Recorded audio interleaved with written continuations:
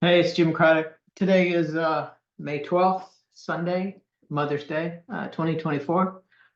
And things have changed a lot. Uh,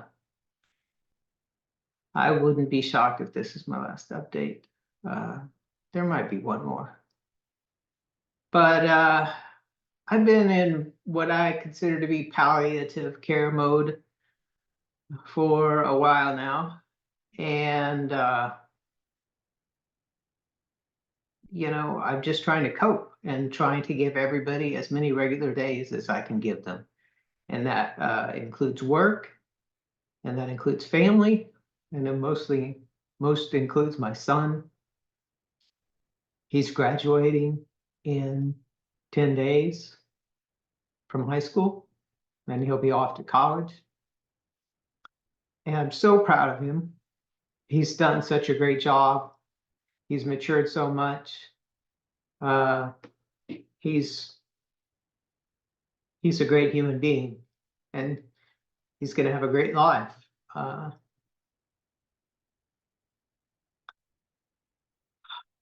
so why am I so upset? Like I said, I've been in palliative care mode. The stomach stuff started in February, and transitioned from the muscles. And I thought that it would be over pretty quickly then. Uh, but as always, this condition is so, I mean, it's just all the documentation's gone, so you don't know, what is coming. And anyway, well, I do know some general things from the article that I read, and it talked about, and I've talked about this before, and I'm sorry, I'm going to talk about bodily functions here, sorry, but the men would not go to the bathroom. They would not urinate, and near the end. And the reason is because the liver near the end finally gets attacked, and it gets eaten, and it releases all of its compounds that make it up, which are digestive compounds, basically into your abdomen. And as long as those fluids are in there, you're still digesting food.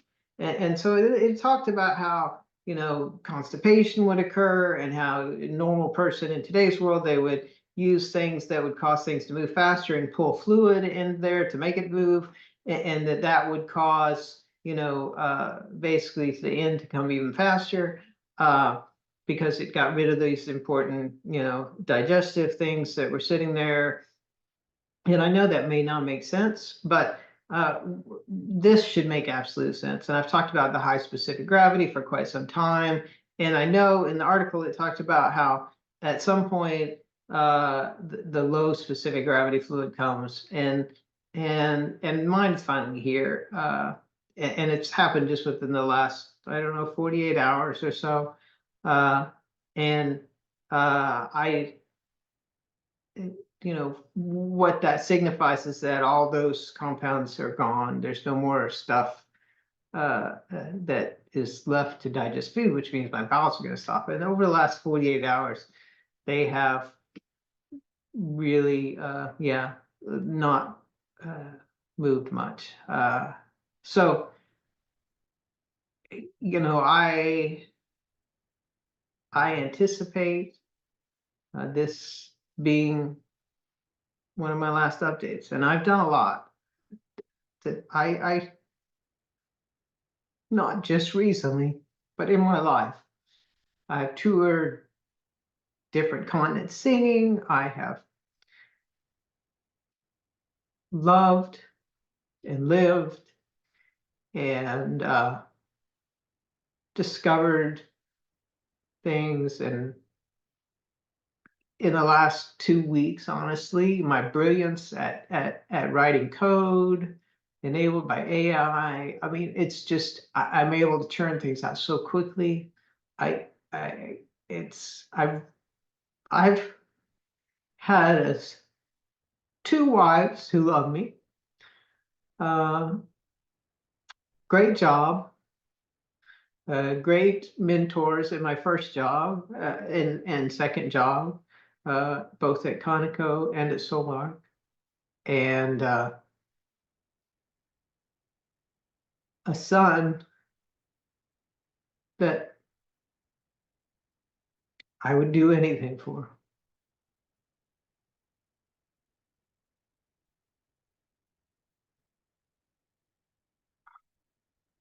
This is, it's Mother's Day, and I can pull another normal day easily. I can tell that just from how I feel right now. I'm not hurting that much. I mean, there's been days in the last month where my pain was pretty significant. But today is, I mean, on the scale of what I've had to deal with, it's not that bad. And I don't think it's going to get bad again. I hope not. Maybe, I don't know. Who gives a shit? Uh, Whatever it is, it's not like I have a choice, right? Uh,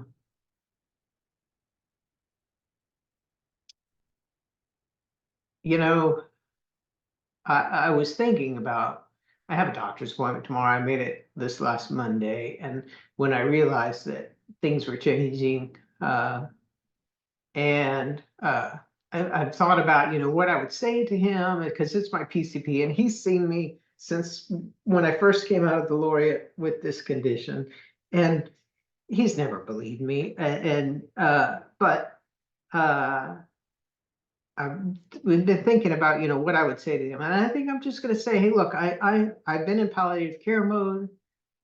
Things have changed a lot in the very recent days, and I'm not willing to do any blood tests because I know that this is severely volume depleting. And I want to make it to my son's graduation. I don't think I will, but if you want to order the blood tests and I make it there, I will get them the next day. Uh, and I think he's going out of town for vacation, so we'll see how it goes. Yeah. So I don't know. And I was just saying, I was thinking about what I'd say to him, and I was thinking, you know, I've been through so much, and nobody has to believe me at this point. I know what's going on, and if you had been through everything that I've been through and read what I had read, you would realize it's all true, and I'm going through all of it, and and you know, uh, I can only serve to document it, and there's nothing to fix, nothing that can be fixed. So I'm just trying to live normal days, and you know, I think I have pretty well. Uh, we'll see if I can crank out a couple normal days. Uh, I don't know. I don't know what comes specifically next. That's the thing I never do. All I know is that it's changing, and uh,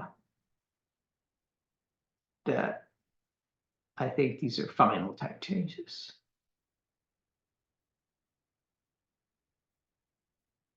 And it is what it is. Uh, anyway, uh, my name is Jim Craddock, and for almost 29 years now, I've had a iatrogenic condition called terminal onset diabetes insipidus. Oh, here's one thing I was thinking about telling them.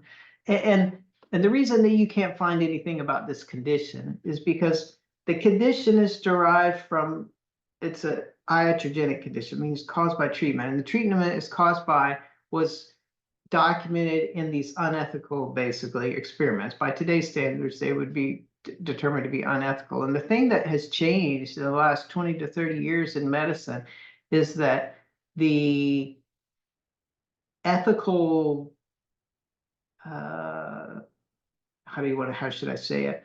The ethical implications of medicine, or the ethical implications of experiments are much more, I don't know, of a concern.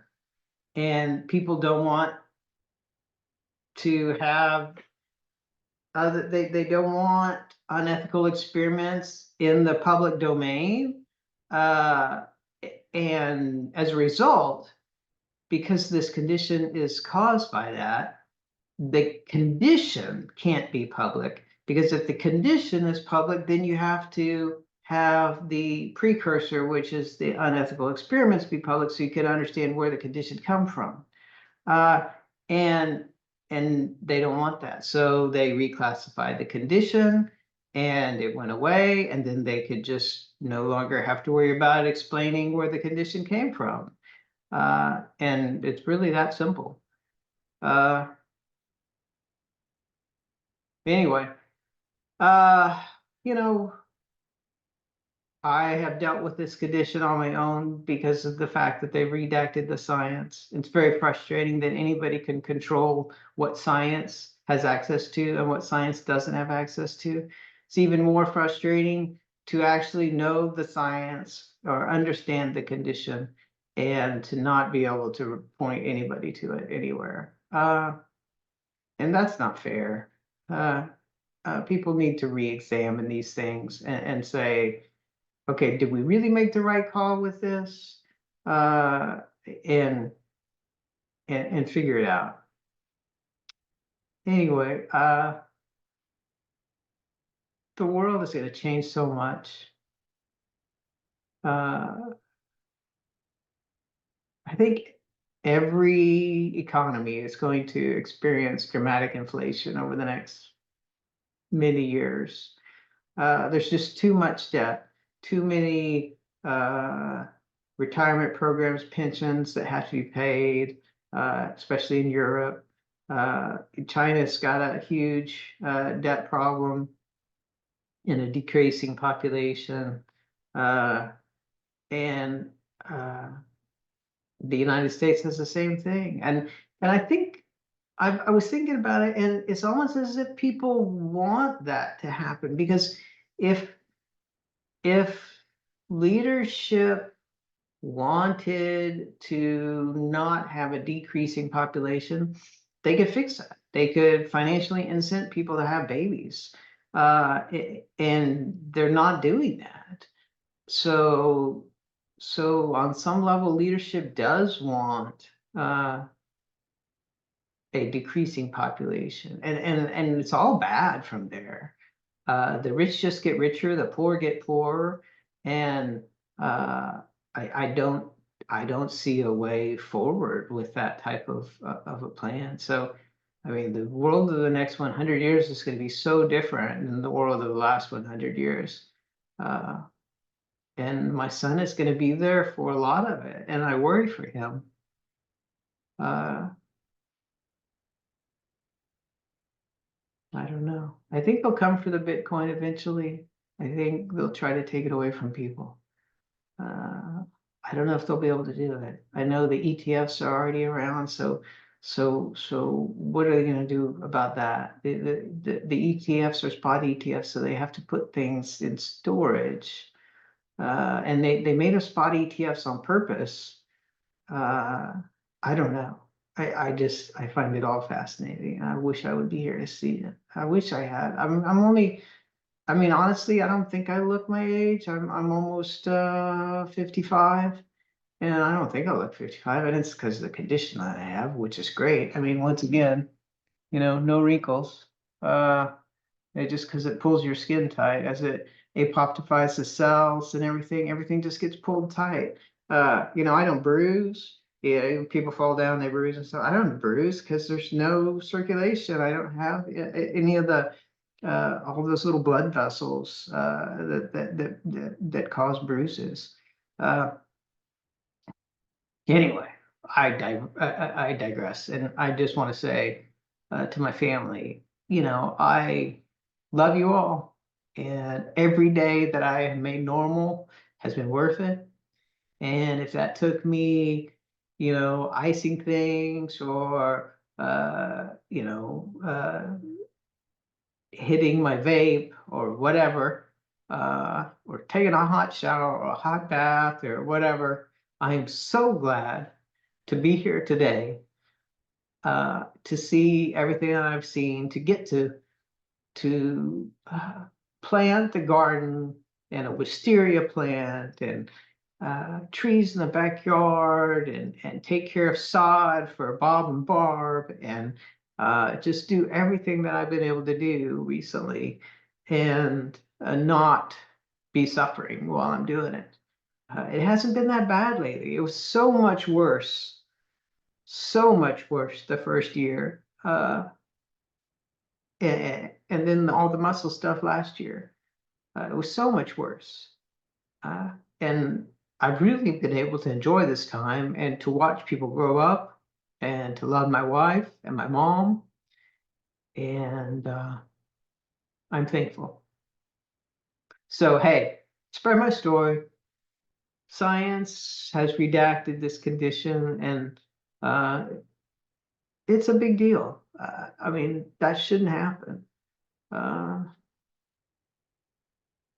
at least people like me uh, stuck. And the only reason I can even sit here and talk about it is because I gave myself the condition. I saw the articles. I know it exists, and yet nothing. Zip, zilch, zero online. I can't.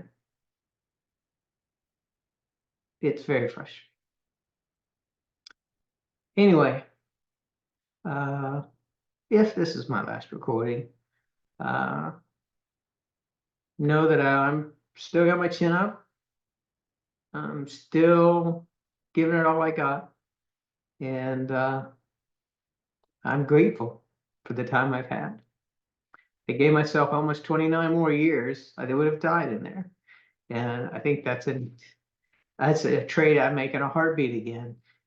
I knew going in, I said, man, I'm gonna suffer through all this stuff if I do this. And I didn't hesitate. I just did it. And I do it again. And I I I do it for half the time. I mean it was a no-brainer. And there's going to be somebody else out there that has the condition that I had that I saved myself from, and that person's going to die. Uh, and because they don't have a documented treatment. So I don't know. Do it for them. Spread the story. Make it go viral, please. Thank you.